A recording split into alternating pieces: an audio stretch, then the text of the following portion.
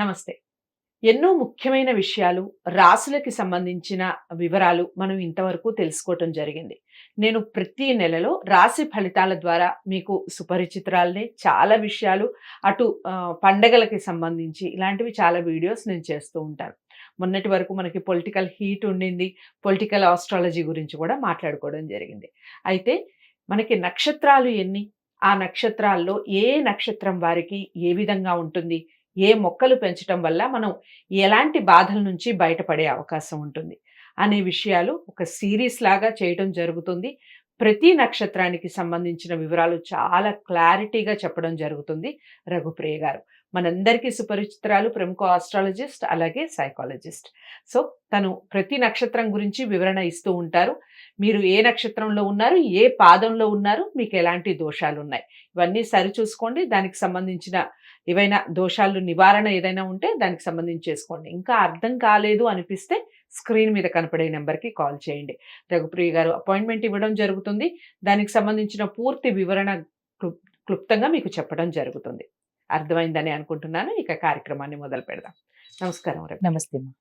రఘుప్రియ గారు, నెక్స్ట్ ఏ నక్షత్రం గురించి చెప్పబోతున్నారు పరిహారాలకు సంబంధించి?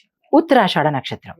ఉత్తరాషాఢ నక్షత్రం వాళ్ళ లక్షణాలు ఎలా ఉంటాయంటే ధార్మికులు, మిత్రులు, కృతజ్ఞత కలిగి ఉంటారు. అంటే వీళ్ళు ఈజీగా ఎవరికైనా ఫ్రెండ్షిప్ చేసుకోవచ్చు వీళ్ళని. సో ఆ మిత్రత్వం కలిగి ఉంటారనమాట. ధార్మికులు అంటే ధర్మ సంబంధమైన పనులు చేస్తుంటారు. తర్వాత ఎవరు ఎదుటి వాళ్ళు ఏ పని చేసినా కృతజ్ఞత కలిగి ఉంటారు.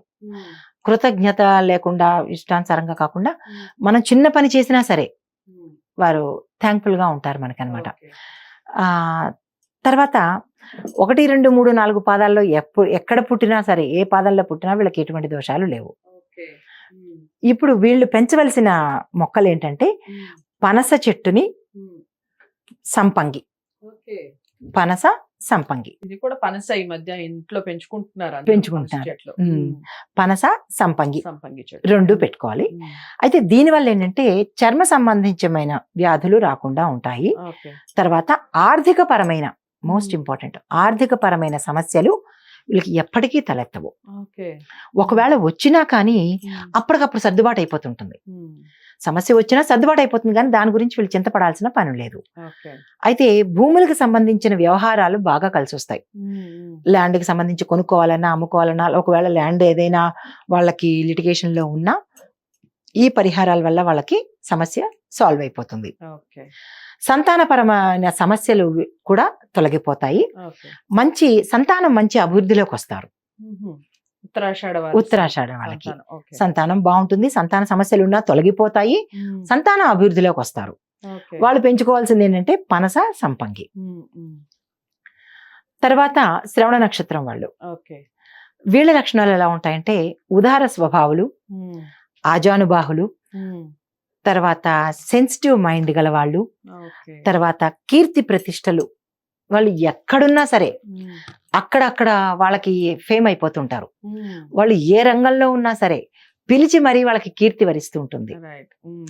వాళ్ళని నేను వస్తున్నా అని చెప్పి కీర్తి వరిస్తూ ఉంటుంది. ధనవంతులు అవుతారు, కానీ ప్రథమంలోనూ ద్వితీయంలోనూ కాదు, కష్టపడి ధనం సంపాదించుకోవాలి వీళ్ళు. వీళ్ళకి అవసరమైనప్పుడు ధనం ఎట్లా వచ్చేస్తుంది. ఆ సమస్య, ఇప్పుడు నాకు చేతిలో ధనం లేదే అనే బాధ ఉంటే కనుక ఏదో ఒక రూపంలో వాళ్ళకి ధనం అందుబాటులోకి వచ్చేస్తుంది. కానీ అల్టిమేట్ గా వీళ్ళు ధనవంతులే అవుతారు. డబ్బుకి కొదవ అనేది వీళ్ళకి ఉండదు. అయితే 1, 2, 3, 4 పాదాల్లో ఏ పాదంలో పుట్టినా వీళ్ళకి ఏ దోషం లేదు, ఆడపిల్లైనా మగపిల్లడైనా. అయితే వీళ్ళు పెంచవలసిన చెట్టు ఏంటంటే తెల్ల జిల్లేడును చెట్టు పెంచాలి. అయితే దీనివల్ల వాళ్ళకి మానసిక సమస్యలు ఉండవు. అంటే ఇతరత్ర రోగాలు కానీ ఇతరత్ర భయాలు కానీ ఏమీ ఉండవు, కానీ వీళ్ళు మానసికంగా కుంగిపోతుంటారు. ఇది పెంచడం వల్ల ఏంటంటే మానసిక సమస్యల నుంచి బయటపడతారు. తర్వాత ఆర్థిక సమస్యలు కూడా అప్పుడప్పుడు వస్తూ ఉంటాయి, చెప్పాను కదా.